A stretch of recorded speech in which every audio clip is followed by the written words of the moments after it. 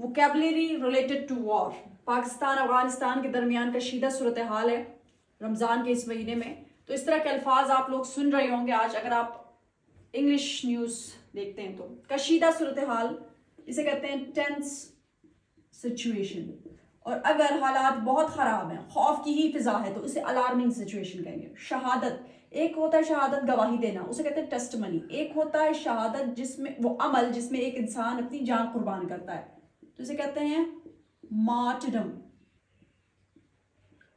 ठीक है, शहीद वो शख्स जो अपनी जान कुर्बान करता है, मार्टर। हमला, एक होता है अटैक और एक होता है उन जगहों को निशाना बनाकर उन पे हमला करना, तो इसे कहते हैं स्ट्राइक। जवाबी हमला, काउंटर अटैक, रिटेलिएट भी कहते हैं, रिटेलिएट। सालिस यानी वो शख्स जो दो ममालिक के दरमियान सुलह करवाए, बातचीत करवाए, मीडिएटर।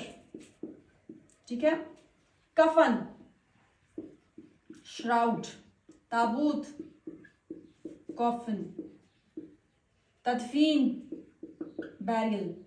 मुहासरा, जब दुश्मन आपको चारों तरफ से घेर ले, सीज। गोलाबारी, शेलिंग। जंगबंदी, सीज फायर। खुदकुश हमला, सुसाइड, बॉम्बिंग।